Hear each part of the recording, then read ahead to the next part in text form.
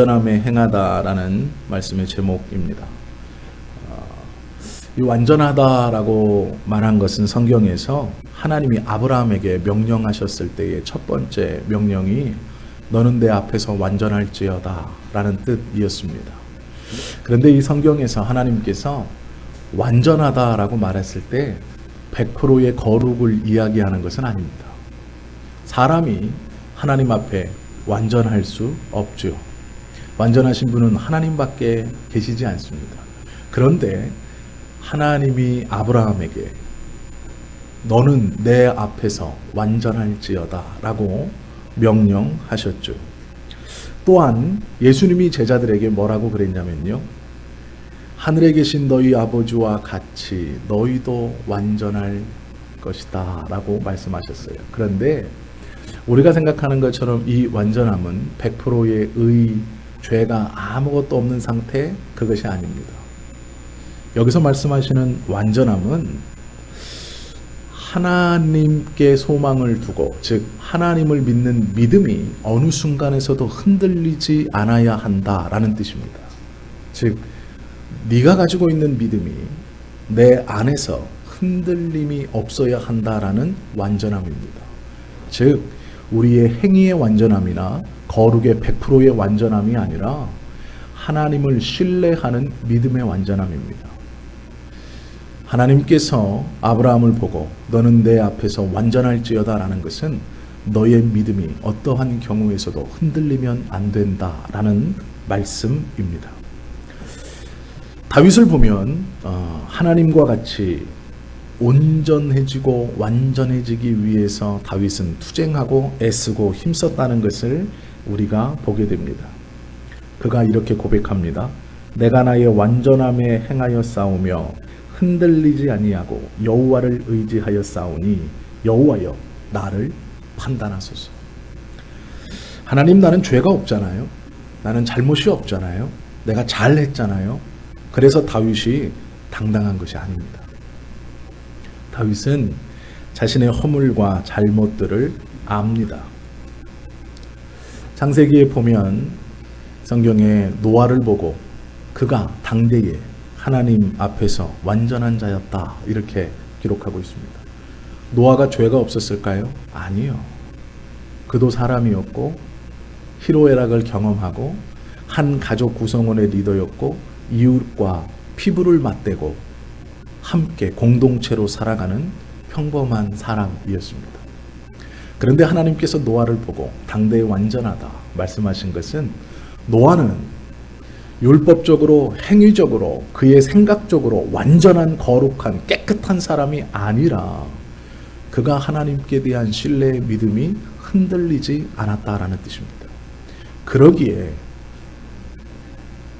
방주를 지어라 물로 세상이 심판될 것이다 라는 말씀을 듣고 의심 없이 그 긴 시간 방주를 지을 수 있었던 것이죠. 그것을 완전하다라고 말씀해 주시는 겁니다. 다윗이 오늘 하나님 앞에 내가 완전함에 행했습니다 라고 고백하는 것은 나의 행동이 하나님 비록 죄가 있고 허물이 있는 것을 알지만 주님께 대한 믿음, 그 신뢰는 한 번도 흔들린 적이 없습니다. 이렇게 고백하는 것이죠. 우리가 시편 1편부터 25편까지 한 편 한 편씩을 쭉 보면서 염치 없으리만큼 다윗의 믿음이 어느 곳에 있는지 우리는 이미 많이 보았죠. 때로는 헛웃음이 나올 정도로 기가 막히다라고 표현할 정도로 다윗이 얼굴에 철판을 깔고 고백하는 것들을 우리가 보았습니다. 그런데 그것이 하나님 앞에 다윗이 고백하기를 내가 완전했습니다 라고 고백한다는 것이죠. 허물이 있고 부족함이 있지만 하나님께 대한 나의 믿음의 신뢰는 절대로 흔들린 적이 없습니다라고 자신 있게 고백하는 거예요. 이것이 다윗의 신앙, 또한 하나님께서 다윗을 내 마음에 합하다라고 말씀한 이유입니다. 다윗은요, 그 믿음이 어느 정도로 신뢰가 있고 흔들리지 않았냐?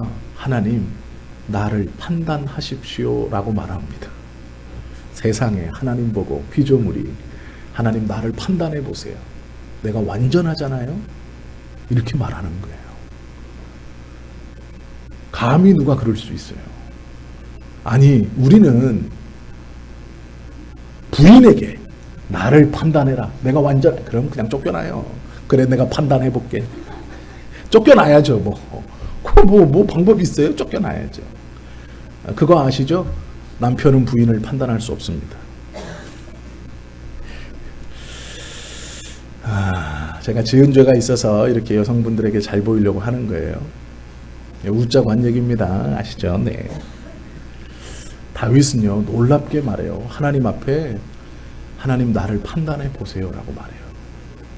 사람이 사람에게 나를 판단해 봐라라고 말할 수도 없어요. 그런데 다윗이요, 하나님께 하나님 나를 판단해 보세요. 나 완전함에 행했어요. 어떻게 그럴 수 있었을까요? 내가 비록 허물이 있고 잘못을 했고 죄를 저질렀고 연약함이 있지만 때로는 나의 육신의 만족을 살았고 위해서 살았고 그것을 위해서 여러 가지 잘못도 했지만 하나님, 나는 단 한 번도 당신에 대한 믿음을 흔들려 본 적이 없습니다. 하나님을 신뢰하면 내게 어떤 행위나 나의 환경이나 여건에 따라 흔들린 적이 없습니다. 더 쉬운 말로 하면 이겁니다. 광야에 나가서 양을 치던 10대의 목동의 때에 내가 하나님을 신뢰한 것이나 그 양을 잡아먹기 위해서 늑대와 곰이 나의 양무리를 공격할 때 내가 물매와 막대기를 가지고 그 곰을 쫓아낼 때에든지 골리앗 앞에 물맷돌을 돌리며 칼과 단창으로 너는 내게 오거니와 나는 만군의 여호와의 이름으로 내게 간다라고 외치며 달려갈 때라든지 내가 왕이 되어 온 백성들의 칭송을 받을 때라든지 내가 죄악 가운데 깊이 빠져 하나님의 징계를 받을 때라든지 그 어느 순간에도 하나님, 나는 당신에 대한 믿음을 저버린 적이 없습니다. 오로지 하나님에 대한 그 믿음의 신뢰는 굳건히 붙들고 있었습니다 라는 고백이죠. 이 고백을 하나님께서 얼마나 놀랍게 여기시는가. 감히 이렇게 다윗은 고백하는 겁니다. 나를 판단해 보시옵소서. 내가 완전합니다. 이 자신감은요, 하나님에 대한 신뢰가 있기 때문에 그래요. 우리 보고 당신은 오늘 죽으면 천국 갈 것 같아? 간다고 얘기하세요. 제가 저번 주까지는 잘 믿어가지고요, 갈 수 있었던 것 같은데요, 이번 주에 내가 뭐를 잘 못해가지고요, 좀 아리까리하네요. 아니요, 그렇지 않아요. 하나님에 대한 신뢰는 그런 게 아니에요. 다 아시죠? 다윗이 고백한 그 믿음을 하나님이 우리에게도 주셨어요. 다윗은요, 예수 그리스도를 못 봤다니까요. 예수 그리스도의 놀라운 십자가의 복음을 그는 몰라요. 그런데도 이 믿음으로 하나님께 나아가잖아요. 은혜의 하나님을 붙들어요. 그런데 우리는요, 그 예수님의 십자가의 사건을 너무나 잘 알고 있죠. 교회 올 때마다 들어요. 방송으로 설교를 들을 때마다 듣죠. 그런데 우리의 믿음은 자꾸 흔들려요. 내가 이렇게 행했는데, 내가 이렇게 살아가는데. 아니요. 우리는 다윗보다 더 당당히 하나님 앞에 그리스도 때문에 하나님, 내가 당신의 자녀로 구원받을 만합니다 라고 고백할 수 있다는 것이죠. 2절에 보시면 그렇게 신뢰하는 하나님께 여호와여 나를 살피시고 시험하사 내 뜻과 내 양심을 단련해 주소서라고 고백합니다. 내가 믿는 하나님, 나를 보세요. 내 마음을, 내 양심을 다 살펴보세요. 부족함이 있거든 하나님이 단련시켜 주세요. 저 사람 말고요, 세상 말고요, 당신이 나를 단련시켜 주십시오. 우리가 세상에서 신나게 쥐어터지고 교회에 와서 뭐라 그래요? 하나님이 누굴 통해서 나를 단련시키나 봐. 신앙을 강하게 하나 봐. 그럴 필요 뭐 있어요? 예배하면서 말씀 안에 하나님께서 단련시켜 주시면 가장 좋은 거죠. 그렇지 않을까요? 우리가요, 이 다윗이 기도하는 한 구절 한 구절이 얼마나 놀라운 기도인지 알아야 돼요. 다윗이 우리보다 뛰어나세요? 탁월해서요? 더 뭔가 선해서요? 아니요. 다윗이 붙든 하나님에 대한 신뢰는 그의 환경과 여건에 치유되는 것이 아니었기 때문에 그래요.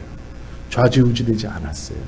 그가 붙들고 있는 믿음은 나에게 언제나 신실하신 하나님, 내가 목동의 자리에 있을 때도 동일하게 신실하셨고, 내가 왕위에 올라 있을 때도 동일하게 신실하셨고, 내가 비록 죄 가운데 떨어져 있을 때도 동일하게 신실하신 그 하나님을 내가 믿으니 그 하나님이 나를 살펴보시고 나의 부족함을 당신이 단련시켜 달라라는 거예요.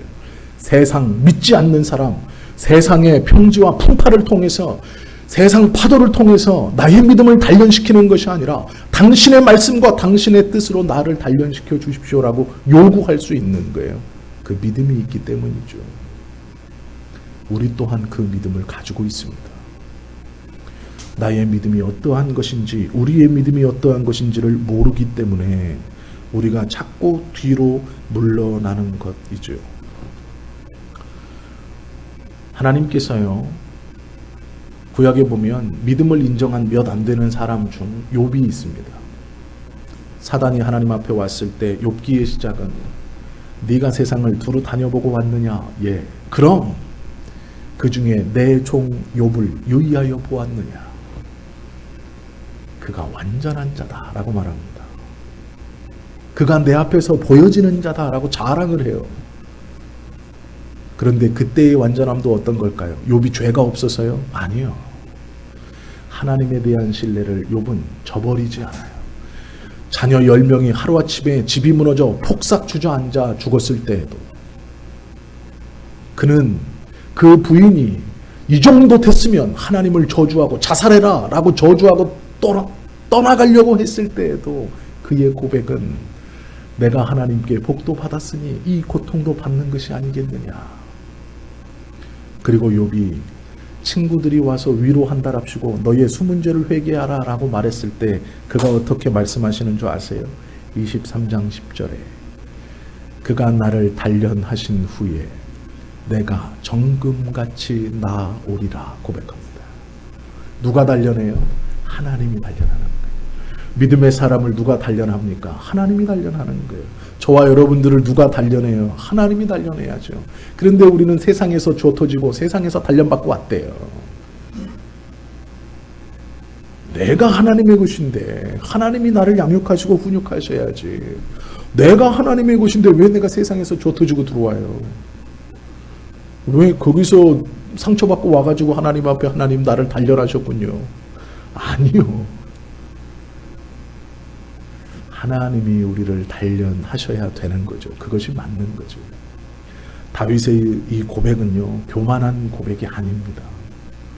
내가 누구에게 믿음의 방향을 맞추고 내가 어떠한 기도를 드리고 나의 믿음의 고백이 어떠한 것인지를 우리에게 온전히 들려주시는 거예요. 다윗과 욥은 어쩌면 고난을 달라고 기도하는 것과 같아요. 단련받겠다는 게 뭔데요? 고난이에요, 고난. 이 기도를요, 우리말로 지금 하면 이런 말입니다. 하나님, 나에게 고난을 주세요. 내가 정금같이 나올 거예요.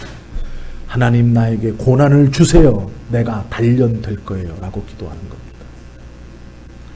하나님께서 나에게 허락해 주시는 고난, 그것을 받겠다라는 거죠. 그것이 나의 신앙을 위해 유익하대요. 우리가 지금 고난당하고 있다면 그것이 하나님이 우리를 단련하시는 거예요. 이 단련이 끝나면 우리는 정금같이 나오는 겁니다. 우리를 죽이려고 단련시키는 것이 아니에요. 이 고난에 우리가 물러나라고 고난을 주신 게 아니에요. 우리의 믿음을 한층 더 보화롭게 영화롭게 하기 위해서 허락해 주신다라는 것이죠. 가장 어려운 것은 자기 자신을 아는 거라고 합니다. 많은 사람들은요, 자기 자신에게 속고 있대요.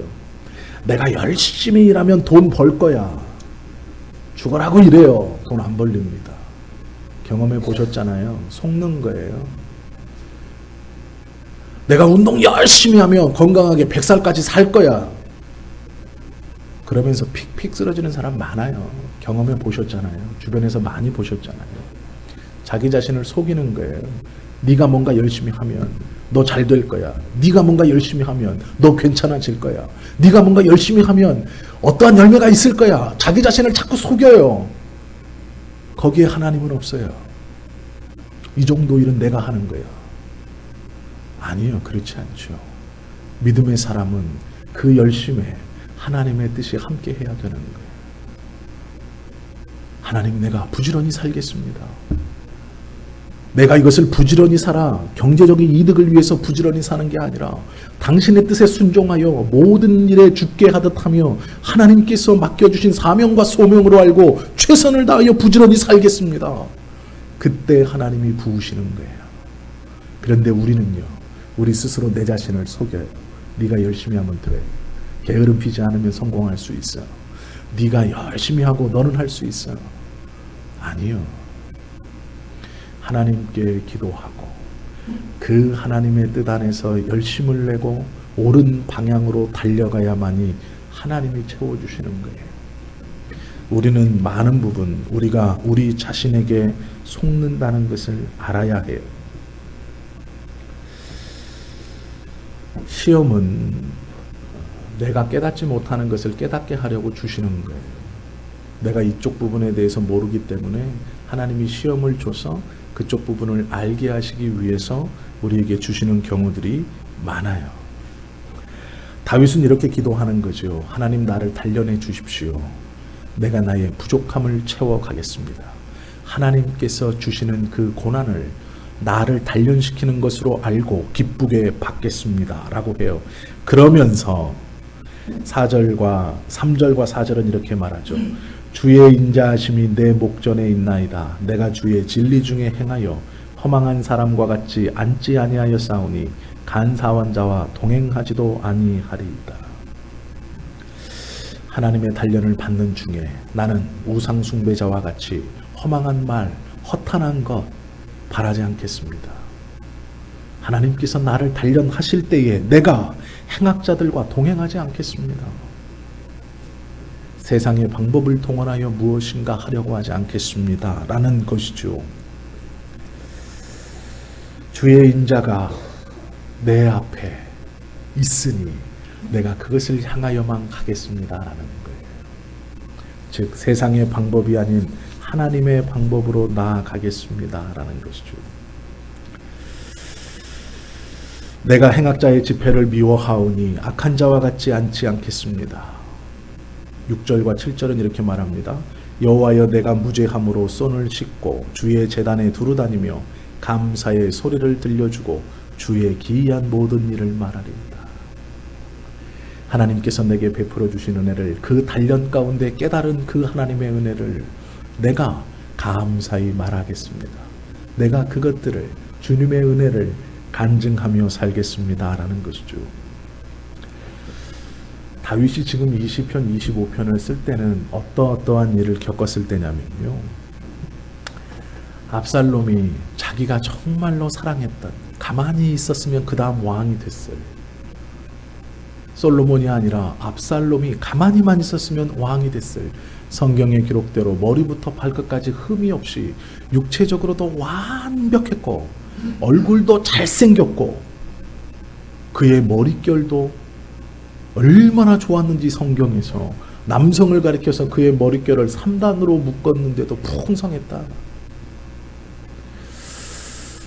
그 압살롬이 아버지를 몰아내고자 반역을 합니다.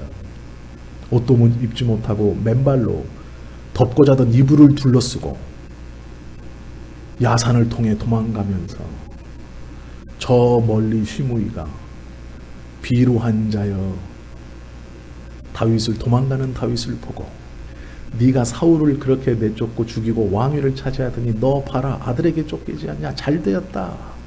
비루한 자야, 비루한 자야 라고 모독합니다. 다윗이 그것을 듣고요, 눈물을 흘려요. 옆에 있던 장군이 내가 저놈을 가서 죽이리까, 냅둬라. 하나님의 뜻이다. 무엇일까요? 하나님이 압살롬을 통해서 나를 단련시키는 것이고 시므이의 저 말을 통해 나를 깨우는 것이다. 그 일 있은 후에 고백하는 시편이 이 26편입니다. 평안함 중에 하나님 나 바라봐 주세요. 내가 완전해요. 판단하세요. 나에게 고난을 주세요. 내가 배울게요. 아니에요. 가장 사랑하는 큰아들이 배반을 했고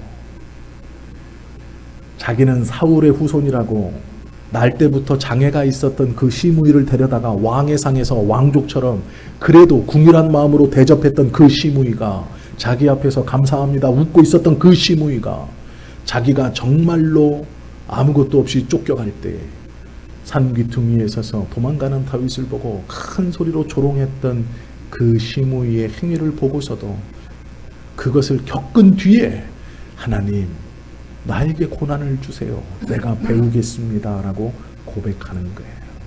그러면서 다윗은요.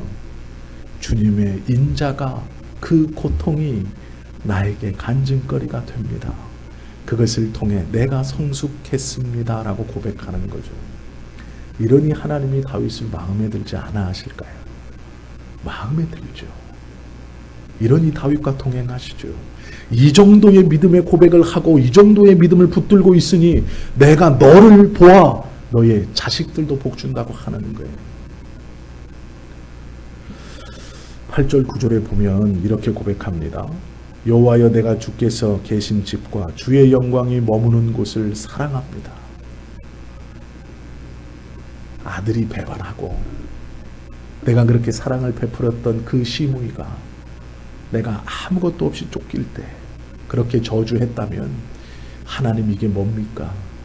내가 정말로 사랑했던 내 새끼 가만히 있어도 왕이 될 그 아들 세상에 어느 나라에 내놔도 남부럽지 않았을 그 왕자 그리고 내가 궁율의 마음으로 정말 장애가 있어 쩔뚝거리는 저 아무것도 아닌 자를 내가 그래도 궁율의 마음으로 내 상에서 함께 왕족처럼 왕자처럼 먹고 먹이며 키우고 그렇게 대접을 하고 잘해줬는데 저렇게 배반합니까 하나님?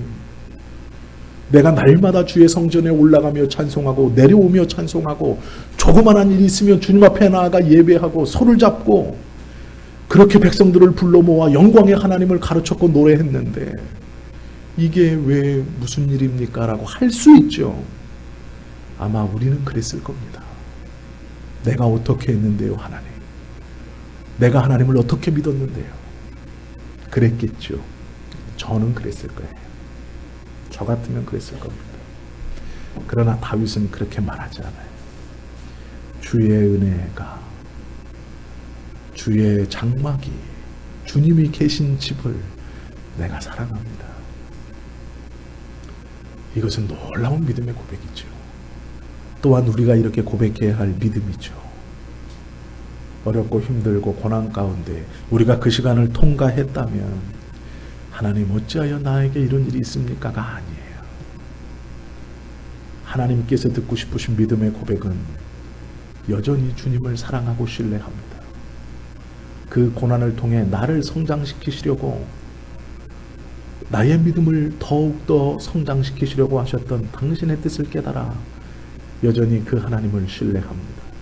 하나님을 사랑합니다. 당신의 집에 은혜가 있음을 감사합니다. 라고 고백해야 한다라는 것이죠. 하나님의 교회는 스펄전이 이런 말을 했습니다. 영국을 변화시켰던 찰스 스펄전 목사가 주의 교회는 들어오며 은혜를 받고 나가며 은혜를 받는 곳이다. 이런 말을 했어요. 주의 은혜는 하나님의 말씀이 언제나 선포되는 곳이기에 들어오며 은혜를 받고 나가며 은혜를 받는 곳이다. 저와 여러분은 어떠세요? 교회 들어오시면서 은혜가 느껴지세요? 나가시면서 어떠세요? 주의 은혜를 가지고 가세요? 아 그래 내가 오늘도 그냥 내목했어. 그거 아니죠. 아유 뭐 집사인데 예배 빠지면 또 그렇고 아유 오늘 축구 하나요?